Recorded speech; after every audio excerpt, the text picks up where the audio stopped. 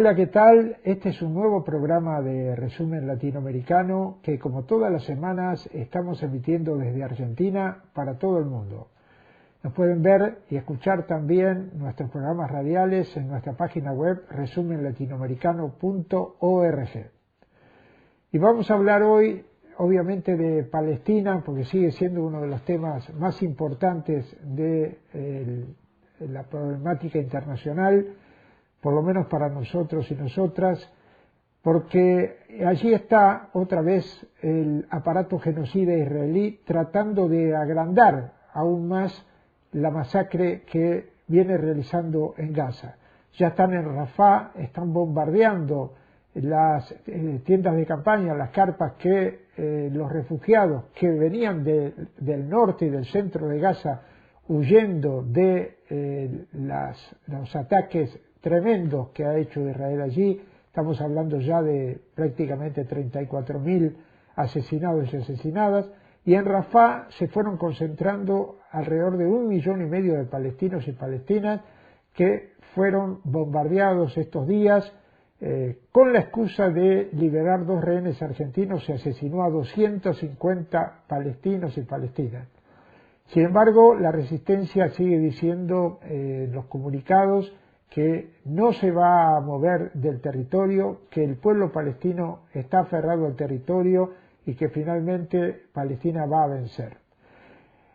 En este marco queremos hoy dar a conocer un documental. Realmente es un estreno para Argentina y yo creo que para Latinoamérica. Es un documental que se está dando en Europa y en el mundo africano y asiático, porque testimonia la vida de lucha de Georges Abdallah.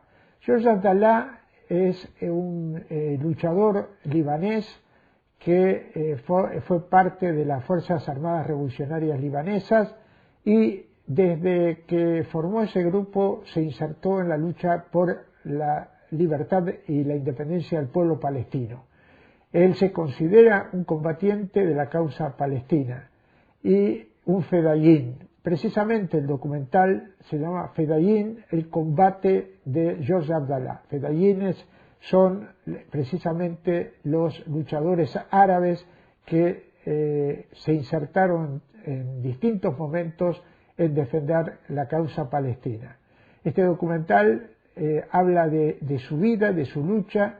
Georges Abdallah está detenido desde 1984, es el preso político más antiguo de Europa, ya lleva 40 años en la cárcel y por él se está pidiendo en manifestaciones, en actos de solidaridad en Francia y en toda Europa. Es muy importante conocer la vida de este luchador porque es un Che Guevara de la lucha palestina y es un internacionalista con toda la contundencia que ese nombre tiene, y se sigue reivindicando como un revolucionario pro-palestino. Vamos a ver en este episodio la primera parte de este documental, que dura 81 minutos. En la próxima semana daríamos la segunda parte. Se lo recomendamos, nos parece realmente muy buena información sobre la causa palestina y sobre el internacionalismo militante. Vamos al documental. Chi sono i Fedayin? I Fedayin sono i figli di questo popolo che è stato oppresso, cacciato dalla sua terra, privato del suo diritto di autodeterminazione e a cui finora è stato impedito di battersi per liberare la Palestina. La parola Fidai è derivata dalla parola Fida, che significa sacrificio. Sacrificio significa che uno muore per gli altri, per gli oppressi di tutto il mondo, per un futuro di riscatto in ogni angolo del mondo.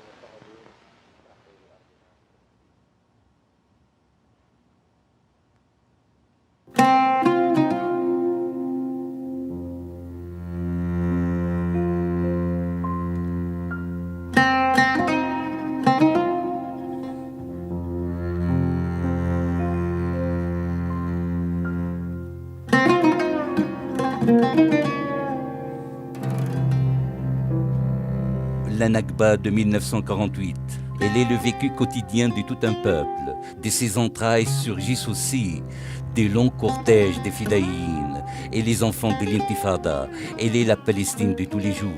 Camarade jadis Ben Gurion, comme tous les criminels réactionnaires des années 40, disait à ceux qui l'avertissaient de la révolution palestinienne, les causes aussi vieillissent avec le temps et finissent à leur tour par mourir et disparaître. Cependant, plus de 6 décennies plus tard, la Palestine est toujours aussi vivante que résistante. La détermination des masses populaires palestiniennes est plus que jamais inébranlable, en dépit de la terreur et les atrocités de tout genre. Les prisonniers palestiniens aussi, en dépit de longues années, sont toujours là, debout face à leurs geôliers incarnant la résistance héroïque de la Palestine et prouvant à tous les Ben Gurion que la Palestine non seulement vivra, elle vaincra certainement.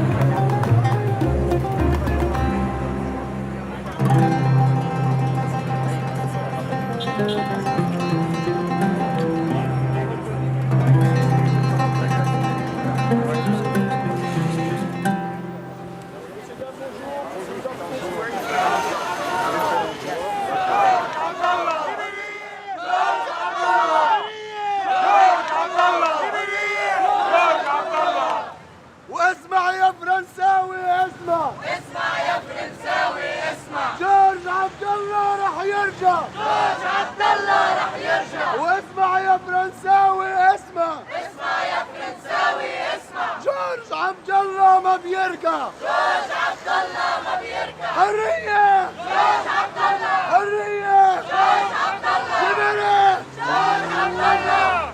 نحن اليوم واقفين هون تنقول هيدا الاحتفال الوطني الفرنسي لا معنى له، لا معنى له على أرضنا طالما عنا مواطن مقاوم مناضل مسجون بفرنسا عن غير حق.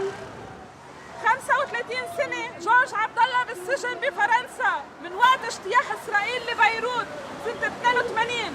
Nous sommes fiers d'être aux côtés de nos camarades libanais et de nos camarades palestiniens pour exiger la libération immédiate de Georges Abdallah des prisons françaises. Honte à l'État français qui retient en otage un résistant implacable dans ses prisons. Honte au gouvernement libanais de laisser faire.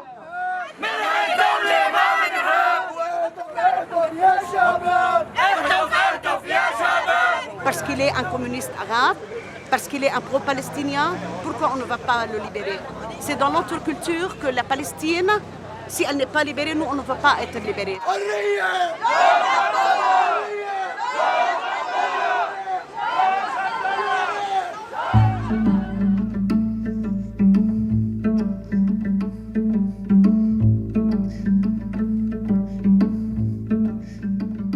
أنا شقيق جورج عبدالله الأصغر. يعني عندما أقول الأصغر يقصد جورج اعتقل بالعام 1984. يعني أنا ذاك كان لي من العمر 18 سنة، وبالتالي لم أرى جورج منذ أكثر من 36 عام. بالتالي ما سأرويه هو يعني اللحظات المبكرة من تاريخ جورج، معطوفة على ما يسمى الذاكرة الجماعية لعائلة جورج ولأصدقاء جورج. On va faire une rencontre avec Maurice, le frère de Georges, qui habite à la maison de Georges.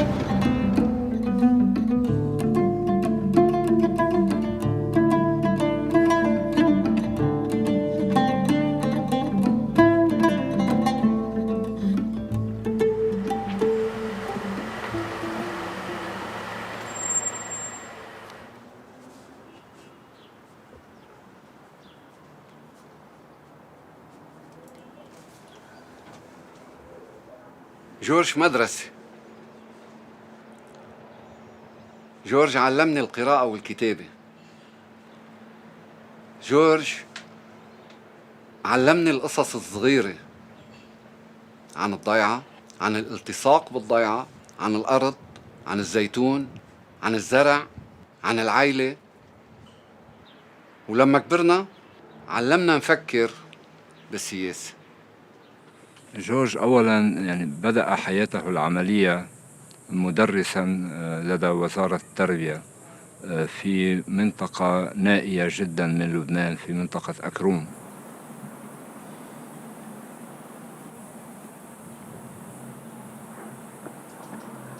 وهنالك تعرف أو بدأ إحساسه الطبقي يتبلور بحكم ما تعانيه تلك المنطقة من حرمان مطلق، منطقة محرومة يمكننا القول من كل شيء، يعني لا طرقات، لا مياه، لا كهرباء بطبيعة الحال. حتى المدرسة بحد ذاتها كانت عبارة عن مجرد غرفتين في منزل، وبالتالي بإمكاننا القول أن يعني أول مجابهة مع حياته الوظيفية شكلت له منطلقا لبدء مساره النضالي. أخبار اليوم في تلك المرحلة يعني كان لبنان في ذروة صعوده النضالي والثقافي.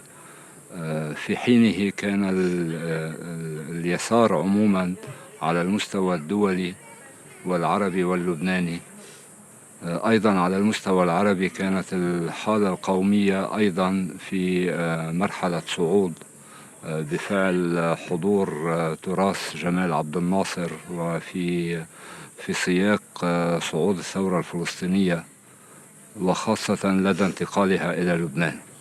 بتلك الحقبة كنت أنا بعدني صغير، يعني كان عمري حدود 13 سنة أول ما انفتح علي على الدنيا، وبشوف جورج ورفاق جورج بيحكونا وبيحكوا مع بعضهم وبيناقشوا مع بعضهم عن مظلومية الشعب الفلسطيني.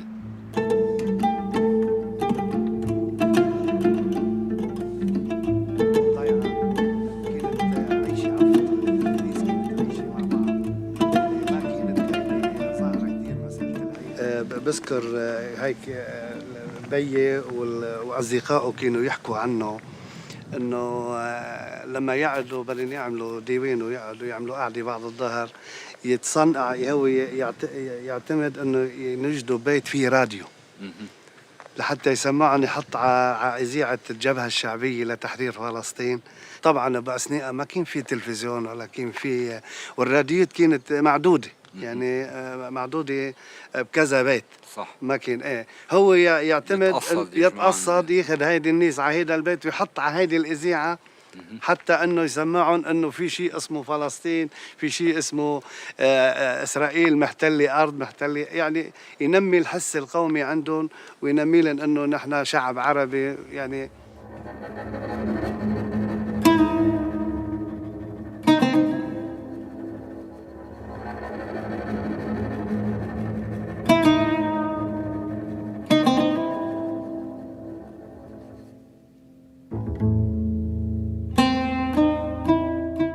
The most specific thing happened to the Palestinian people and for our society is what happened in 1948 as a Nakba, not just as occupation. We always know that imperialist powers and colonizing powers are always there, but the significant on the Palestinian thing that our people were displaced by force and by ethnic cleansing.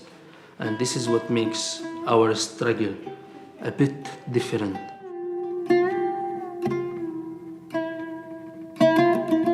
I am Muhammad. I was born in Lebanon in the refugee camp called Ain al-Hilwa. I am originally from the north of Palestine in a village called Malaha.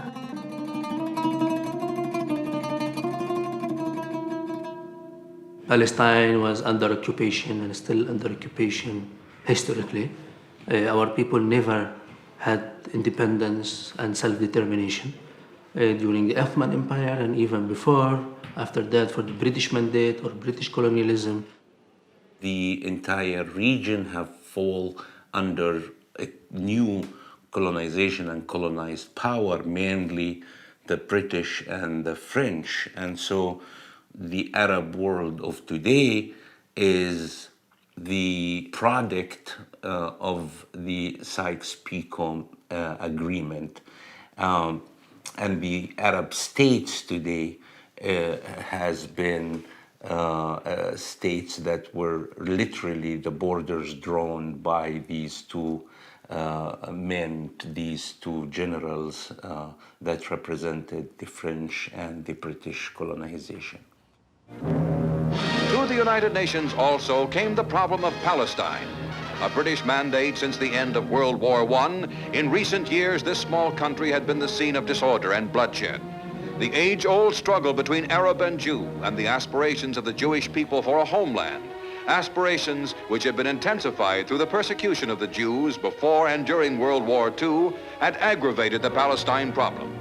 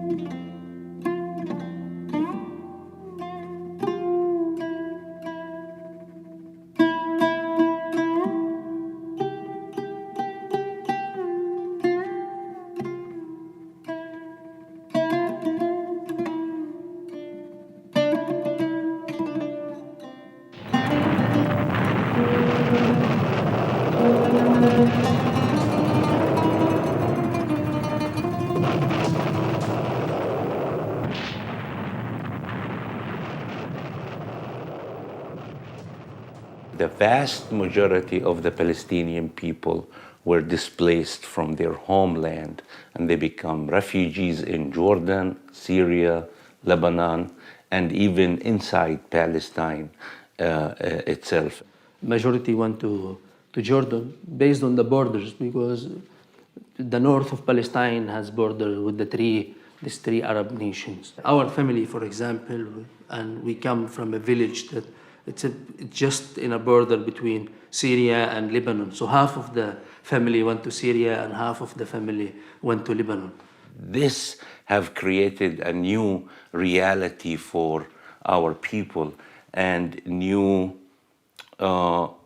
waves of struggle that the vast majority of the Palestinians were fighting from outside and from the homeland.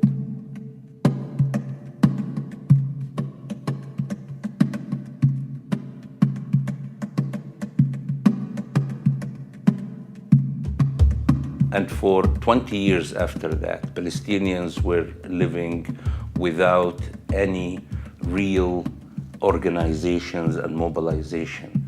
Only in the early 60s that we began to see an organized Palestinian struggle, mainly armed struggle.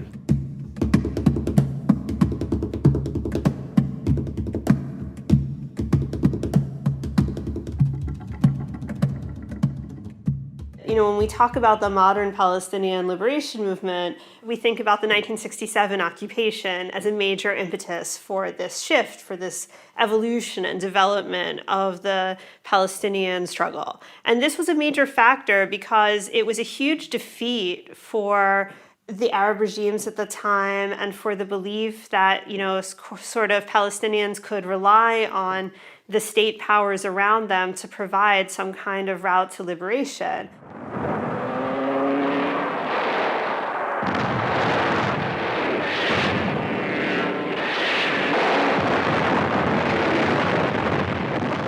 '67 was the Naksa. So the whole Arab world was feeling disappointed. And we lost the war with Israel. West Bank was occupied. Gaza was occupied. Yeah. The rest of Palestine was under Israeli control. So the general atmosphere and mood, it was down. The post-1967 occupation sort of crystallized trends that were already taking place in the Palestinian movement. And that in and of itself was the coming together of several other organizations that were already active and sort of working to organize Palestinian resistance from Jordan and on the borders to fight against the Israeli occupation. And when I say the Israeli occupation, I don't just mean the occupation of the West Bank and Gaza and Jerusalem, but the entire occupation of Palestine that had been taking place since 1948, remembering, of course, that the founding of these groups came from Palestinians who were themselves exiles and refugees fighting to return to all of their homeland, historic Palestine, from the river to the sea.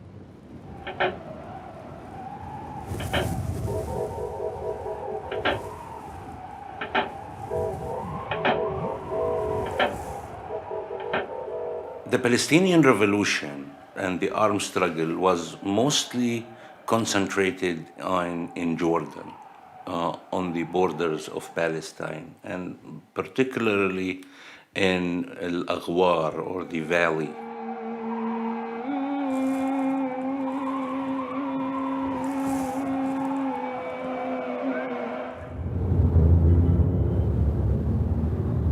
Amman, capitale du royaume de Jordanie. En Palestine, le drame est celui d'une seule terre pour deux peuples. En Jordanie, le problème est celui de deux armées pour un seul territoire. Les commandos palestiniens et l'armée royale.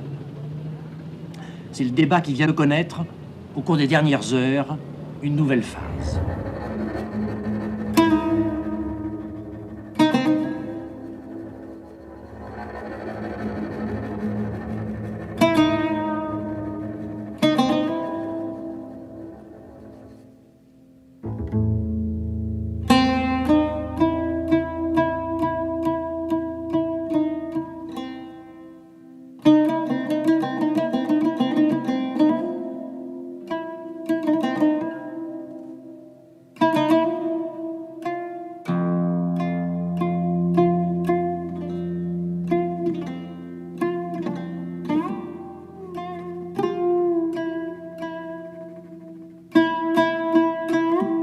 After the clashes with the Jordanian regime, the result was the removal of the Palestinian camps, military camps, from Jordan to Lebanon. When the Palestinian resistance came to Lebanon, it was a big empowerment move for our community in Lebanon. When they saw the Fedayin are arriving from Syria, like through Jordan, Syria, to Lebanon, even though they came as bodies, injuries. In this time, there was a Cairo agreement. This agreement gave a big space for the Palestinian resistance in Lebanon and start developing very quickly, because also you have the Lebanese resistance camp inside Lebanon. Many revolutionary parties in Lebanon were supporting and sympathizing with the Palestinian resistance. Also, when they felt that this progressive resistance are coming to Lebanon, it will empower them also for the internal Lebanese struggle. And I think this is how the Palestinian resistance expanded in all Lebanon from the north to the south. This was a time of intense movements against colonialism. So, we see in the late 1960s and early 1970s, there were common slogans and posters and images talking about moving from Vietnam to Palestine, recognizing that the Palestinian struggle was not separate from either like the anti-colonial struggle that took place in Algeria to fight French colonialism, or the anti-imperialist struggle that was taking place in Vietnam, fighting first French colonialism and then US imperialism and its allies, that this was part of a global liberation movement fighting capitalism, fighting imperialism. The refusal of the Palestinian masses to forget their homeland sabotaged the American-Israeli project for the area. Today, youth who have never seen their country have joined the Palestinians under occupation in the steadily growing Palestinian resistance movement.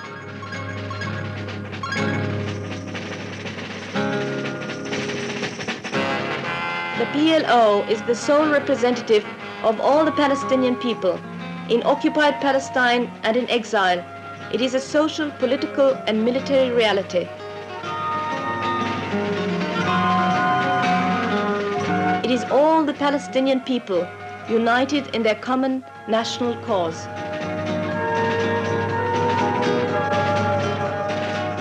This is a period in which it became clear that if you were a struggler in the Arab world and you wanted to fight not only for the liberation of Palestine, but for the liberation of your people, well, being part of the Palestinian struggle and being part of the Palestinian revolution was a very important and critical way of doing so.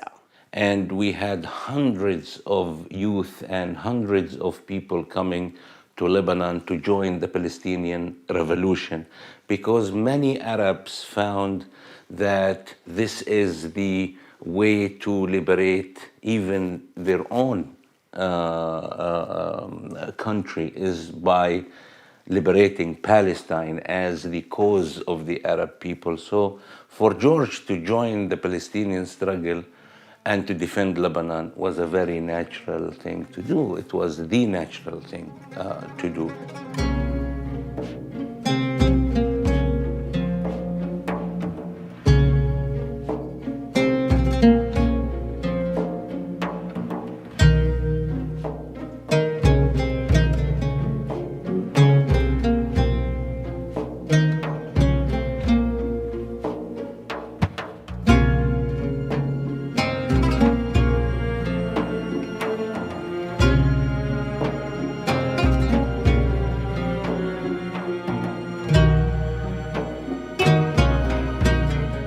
We don't struggle just for Palestine, like this imagined Palestine.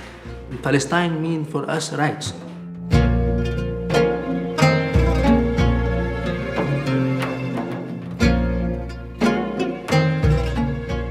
The right of return is the core of our cause and our struggle, because we're speaking about half of the Palestinian population today are living in diaspora, between 6 to 7 million Palestinians today. In our context, when we are displaced people, the camp is representing the most poor class within the Palestinian society. So the camp as a class was playing an important role in the revolution. So the people of the camp was leaders of their struggle.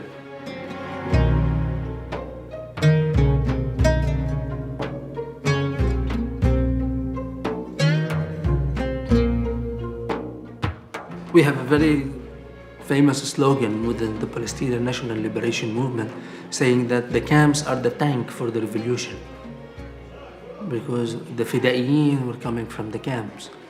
The leadership was coming from the camps.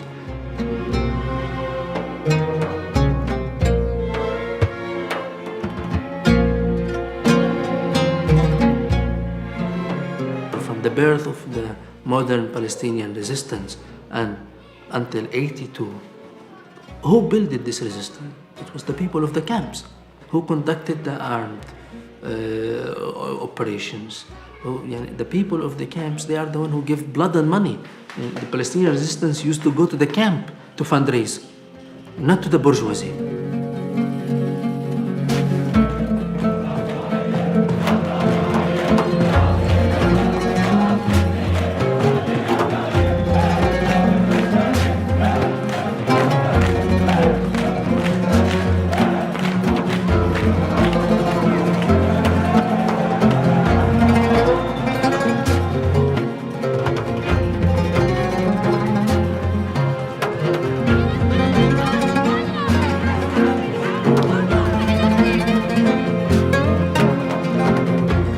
middle class people, bourgeois people, but progressive, when they saw the situation of the camps in Lebanon, I think it played a very important role for radicalizing.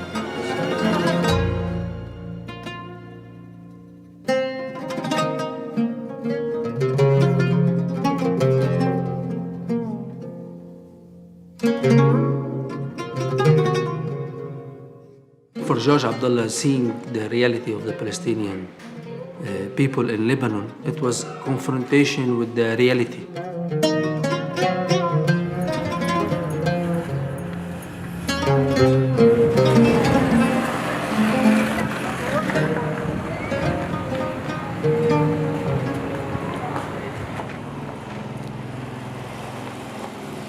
محمد سليمان معروف بأبو العبد عضو الجبهة الشعبية منذ سنة 1972 من لاجئين لبنان بالنهر البارد مخيم نهر البارد.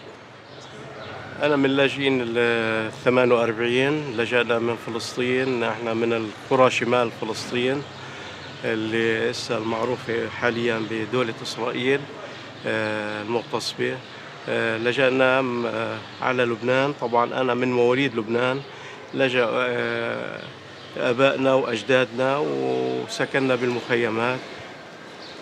الرفيق جورج عبد الله تعرفنا عليه بالحرب اللي نشبت بلبنان سنة 1975، وهو رفيق كان مناضل بيبحث عن قضية اللي هي كان القضية الفلسطينية. جورج عبد الله عاش بالمخيم على الظروف الصعبة بالمخيم، عاش معنا علما انه هو كان من الناس اللي ممكن يعيشوا حياة رفاهية، حياة كثير مريحة، إلا أنه فضل نتيجة قناعاته يعيش الأزمة والمأساة الفلسطينية تحديداً، وما كنا نميزه، وكان يشارك تكلفوا الجبهة الشعبية بقضايا عمل مشترك مع الفصائل الأخرى، وكان يمثل الجبهة الشعبية داخل المخيم وكأنه عضو فلسطيني من هالبيئة تماماً. جورج بانخراطه في الجبهة الشعبية في صفوفها ومع انفجار الحرب الأهلية اللبنانية، إذا تعسكر الجو في لبنان كله وازدادت الاعتداءات الإسرائيلية على لبنان، فانتقل إلى الجنوب اللبناني، وهناك يعني شارك في مقاومة الاعتداءات الإسرائيلية، لا سيما في اعتداء 1978، وجرح أثناء التصدي للهجوم الإسرائيلي على لبنان. And in that time, Lebanon became a subject for Israeli bombardment and for Israeli invasions. Georges Abdallah understood from the beginning that this fight for Palestine is really a fight for Lebanon as well, and it is a fight for the Arab people in general. Shia, quartier populaire du sud de Beyrouth, quartier meurtri que les tirs et les bombardements phalangistes arrosent jours et nuits. Shia coupe la route à l'offensive Kataeb et protège les camps palestiniens de la banlieue de Beyrouth.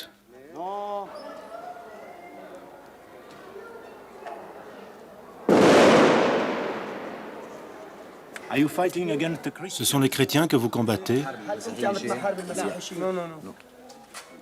Non, on ne se bat pas contre les chrétiens. Notre premier objectif est de soutenir la cause palestinienne et le second, c'est de réaliser nos revendications populaires. Nos ennemis principaux, ce sont les sionistes et les phalangistes.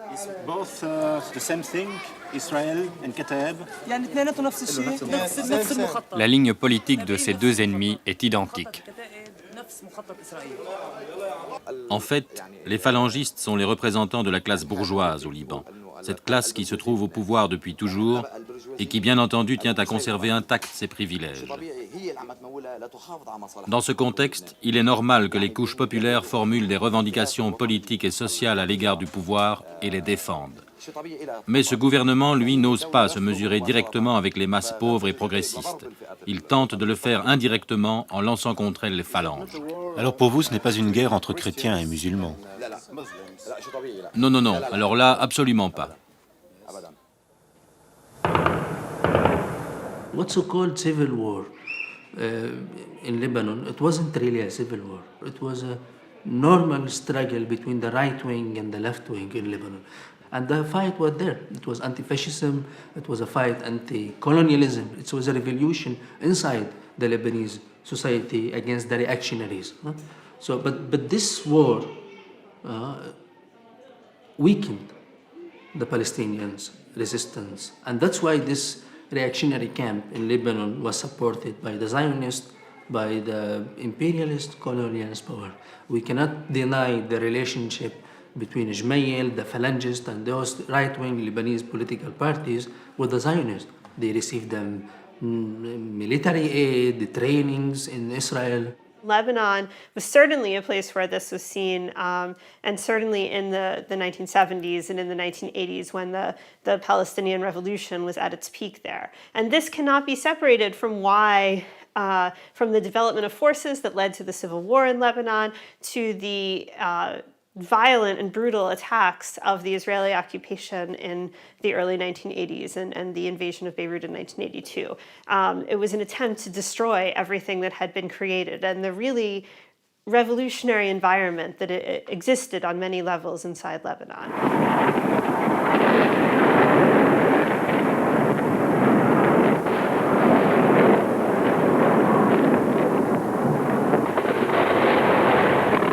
On Friday, the 4th of June in 1982, the sky opened up with a rain of fire, iron and death when about 60 US-made Israeli bomber planes raided West Beirut, dropping their mortal charge first on the stadium and then on the nearby overpopulated camps of Vacarme, Shatila, Sabra and Burj al-Barajne.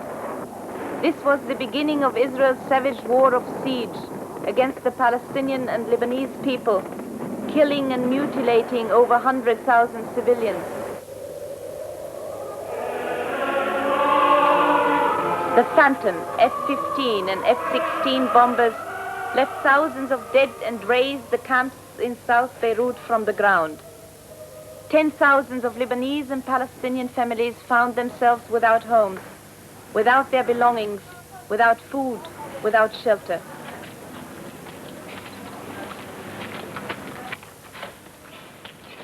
The resistance was tired from this 10 years almost of internal civil war, right, to protect the resistance camp. This played a very important role for the result that the Palestinian resistance left Lebanon in 82.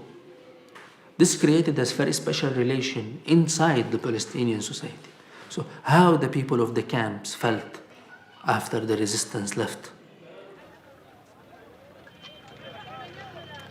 Fin août, les Fedayin quittent le Liban par vagues successives, 10 000, beaucoup plus que prévu. Destination Tunis ou Damas. On voyage par mer ou par terre.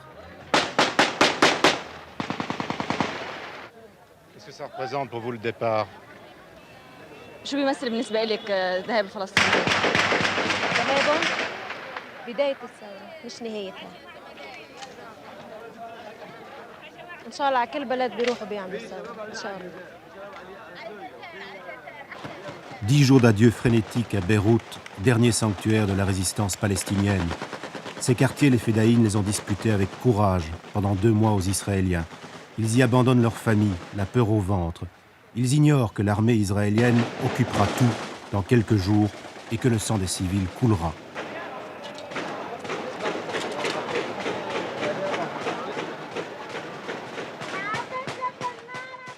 They are the one who built this resistance. And in this moment, they felt that the leadership of this resistance left them.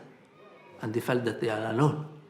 So, and this was a very big, painful shock for the people of the Palestinian people in Lebanon.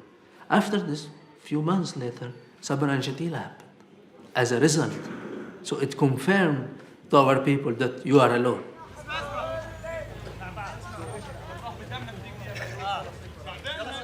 ليقدر يطلع من المذهبية وما يشارك بالصراعات الطائفية بالبلد، شكل جورج هذه الحالة وترك الجبهة الشعبية. أمام هذا الواقع المقفل على ما يبدو أن جورج قرر أن ينقل المعركة من الداخل اللبناني إلى عواصم الإمبريالية الأمريكية والفرنسية والأوروبية وإلى آخره. ذلك أنه يبدو أنه أيقن بأن الصراع في لبنان بات عبثيا لا يؤدي إلى شيء، وهو يعرف تماما حتى ضمن هذا الصراع أن محرك الصراع هو إسرائيل والإمبريالية الغربية. There was this slogan by Wadi Haddad that we follow our enemy everywhere. It's going far for Palestine, taking Palestine to the world. It was very significant and this played a very important role for taking the cause of Palestine to the international community. And the only way that they could have do this is through the relationship with the international forces in a political way, in a cultural way, but also they have, especially the Popular Front for the Liberation of Palestine, have used tactics such as the hijacking of airplanes and attacking the interest of US interest and British interest outside of Palestine. أصبح عندي الآن بندقية إلى فلسطين خذوني معكم إلى ربى حزينة كوجه مجدلية إلى القباب الخضر والحجارة النوية أصبح عندي الآن بندقية. Hundreds of thousands of Lebanese joined the Palestinian struggle. Georges Abdallah is significant because he joined the armed struggle and also outside Palestine and outside Lebanon.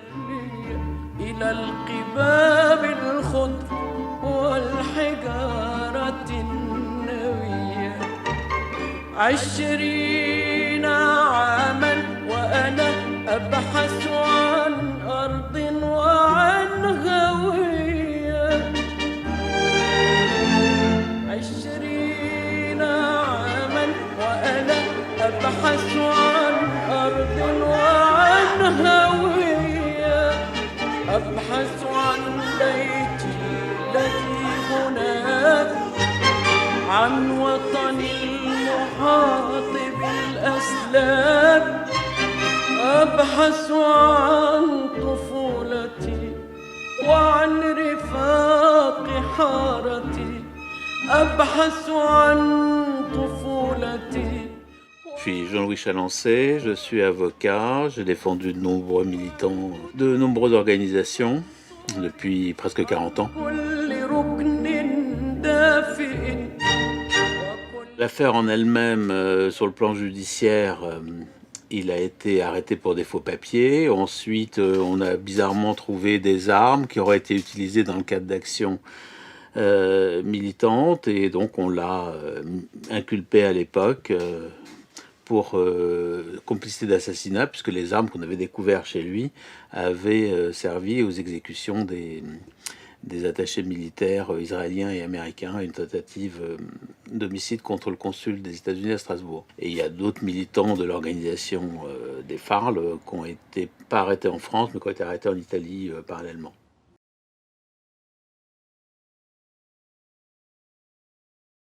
Y después de ver esta primera parte de Fedayin, el combate de Georges Abdallah, recomendarles que la próxima semana vean la segunda parte que tiene este documental. Con esto nos despedimos hasta la próxima semana con más resumen latinoamericano. Tenés ideas, tenés proyectos, pero ¿tenés quien te acompañe? Banco Credicop, para que puedas desarrollar tu empresa con las condiciones más convenientes. ¿Tenés Credicop? Tenés quien te acompañe. Banco Credicop Cooperativo. La banca solidaria.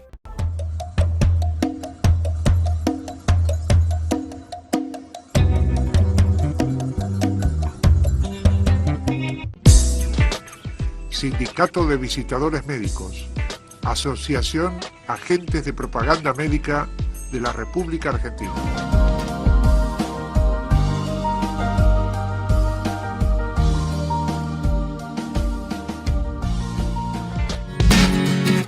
Asociación de Trabajadores del Estado, Central de Trabajadores Argentinos.